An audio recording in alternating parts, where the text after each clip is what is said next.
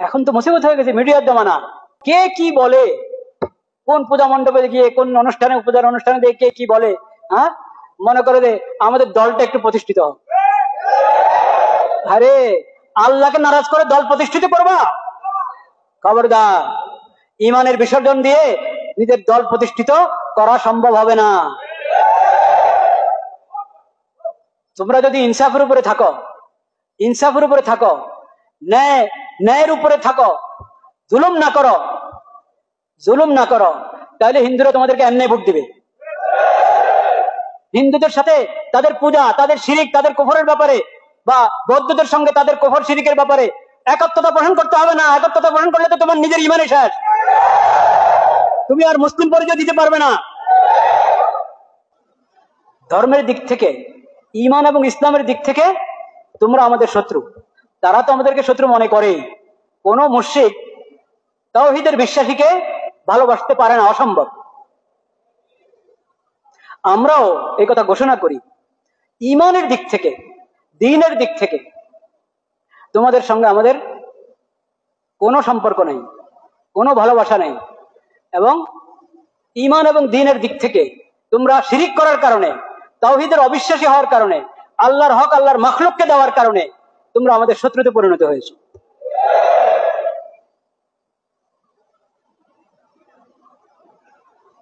হাত্তা তুমিনু বিল্লাহি ওয়াহদা, যদি আল্লাহর প্রতি ঈমান নিয়ে আসো, একমাত্র আল্লাহকে মাবুদ হিসাবে গ্রহণ করো, একমাত্র আল্লাহর উপর ঈমান নিয়ে আসো, তাহলে তোমরা আমাদের মুমিন ভাই, মুসলিম ভাই। যদি ঈমান না আনো, শিরিকের উপরে থাকো, তাহলে তোমাদের সাথে আমাদের ওই বন্ধুত্বটা নাই। ঈমানের কারণে যে বন্ধুত্ব হয়, তাওহীদের বিশ্বাসী হওয়ার কারণে যে বন্ধুত্ব হয়, সেই সম্পর্ক, সেই বন্ধুত্ব তোমাদের আমাদের সঙ্গে হতে পারে না, এটা অসম্ভব। হ্যাঁ, তোমরাও আদম সন্তান, আমরাও আদম সন্তান। তোমরা আল্লাহর মাখলুক, আমরা আল্লাহর মাখলুক। আল্লাহ রাব্বুল আলামিন যে আল্লাহকে বিশ্বাস করে না, আল্লাহর অস্তিত্বকে অস্বীকার করে, বা অস্তিত্বকে স্বীকার করে কিন্তু আল্লাহর সঙ্গে অন্যকে শরীক করে, এই মুশরিক, বেদীন, নাস্তিক হক আর মুশরিক হক, কাফির এবং বেদীন, এই সবার ব্যাপারে আল্লাহ রাব্বুল আলামিনের ঘোষণা হলো, যেহেতু আল্লাহর প্রতি ঈমান আনো নাই, আল্লাহর সঙ্গে অন্যকে শরীক করেছ, এই কুফর এবং শিরিক, এই দুই অপরাধের কারণে ব্যক্তি চির জাহান্নামী হয়। তওবা করে যদি ঈমান না আনে এবং এই কুফরের হালাতে, শিরিকের হালাতে মৃত্যু হয়, তাহলে সে আখিরাতে আল্লাহর সন্তুষ্টি পাবে না, মুক্তি পাবে না, চির জাহান্নামী হবে। উদারতা অর্থ কি এটা বুঝতে হবে। উদারতার নামে ঈমানের বিসর্জন দেওয়া যায় না। উদারতা এক জিনিস, আর ঈমানের উপরে মজবুত থাকা এটা আরেক জিনিস। উদারতার নামে যদি কারো ঈমান ঢিলা হয়ে যায়, তাহলে এটা কি উদারতা হলো, না ঈমানের ব্যাপারে দুর্বলতা হলো? অনেকে তো এমন উদারতা দেখায় ঈমান শেষে হয়ে যায়, এমন উদারতা দেখায় যে ঈমান শেষ। খবরদার, উদারতার নামে ঈমান নষ্ট করবেন না। উদারতা দেখিয়ে নিজে মুশরিক হয়ে যাবেন না। উদারতার নামে নিজের তাওহীদ শেষ করবেন না। তাওহীদ অমূল্য ধন, এই সম্পদ, তাওহীদের সম্পদ, ঈমানের সম্পদ, ইসলামের সম্পদ, এই সম্পদ যদি কোনো মুমিন নষ্ট করে ফেলে, তাহলে তার বাঁচার কোনো উপায় নেই, মুক্তির কোনো উপায় নাই, আল্লাহর সন্তুষ্টি অর্জনের, আল্লাহকে পাওয়ার কোনো উপায় নেই। তাদের সঙ্গে যে আমাদের শত্রুতা, এটা কার জন্য? আল্লাহর না ব্যক্তিগত শত্রুতা? এই শত্রুতা কার জন্য? শত্রুতা দিয়ে তো আল্লাহর জন্য। এই জন্য আল্লাহ তাআলা তাদের জানমালের নিরাপত্তা দিয়েছে, আমরা তাদের জানমালের নিরাপত্তা ভাঙবো না, নষ্ট করবো না। এই শত্রুতা কার জন্য? এটা ব্যক্তিগত শত্রুতা না, ব্যক্তিগত আক্রোশ না, ব্যক্তিগত কোনো শত্রুতা না। সেজন্য আমি কখনো কোনো মুশরিকের উপরে জুলুম করব না। মুশরিক আমার শত্রু, যেহেতু সে আমার মাবুদকে অবজ্ঞা করে, আমার মাবুদের হক মাখলুকের জন্য সাব্যস্ত করে, এই জন্য সকল মুশরিক আমার শত্রু। কিন্তু এই শত্রুতা কার জন্য? আল্লাহর জন্য।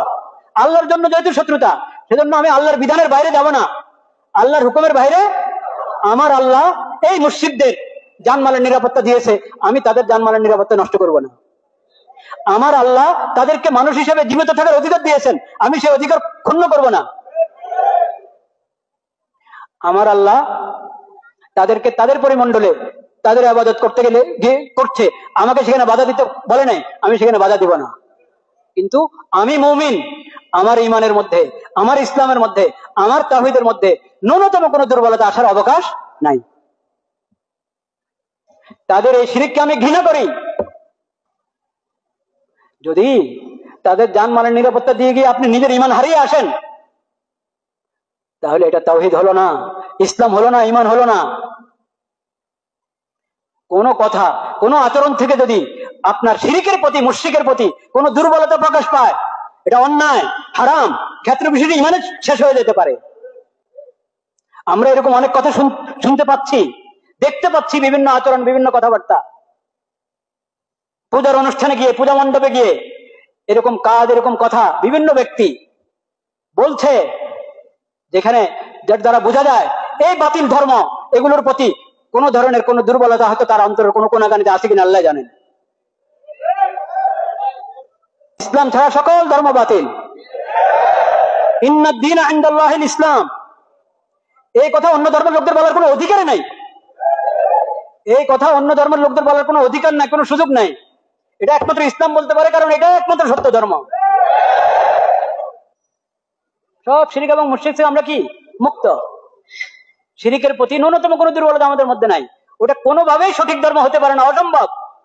কোন শিরক, কোন কুফর, কোন নিফাক, এটা কি হতে পারে না। যে ধর্মের মধ্যে আছে সেই ধর্ম সঠিক হওয়ার কোনো কি নাই, সম্ভাবনা নাই। তাদের প্রতি আমাদের করুণা হবে, তাদের প্রতি আমাদের করুণা হবে।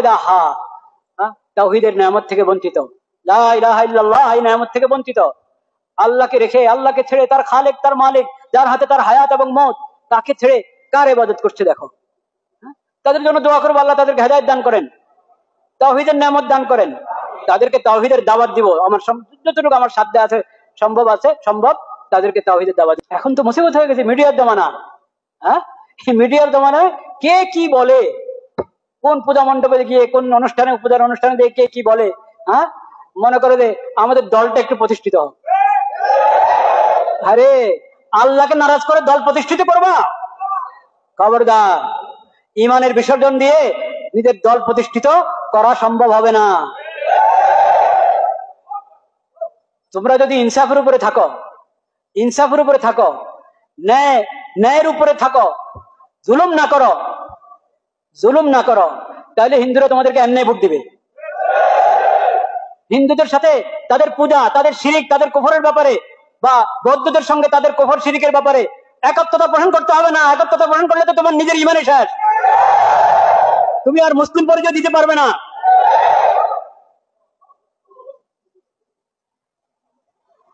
নবীদের শিক্ষা হলো সম্পর্কহীনতা ঘোষণা করো, আর তোমরা কি ওখানে একত্রতা পোষণ করো।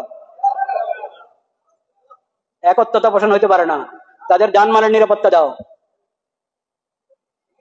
তাদের উপরে জুলুম করো না, এটা হলো কাজ। একত্রতা পোষণ করলে তো তোমার ঈমানই শেষ হয়ে যাবে। তারা তোমাদের ঈদগাহ আসে একত্রতা পোষণ করার জন্য, তারা তোমাদের বাইতুল্লাহতে হজে যায় একত্রতা পোষণ করার জন্য। আফালা তাকিলুন,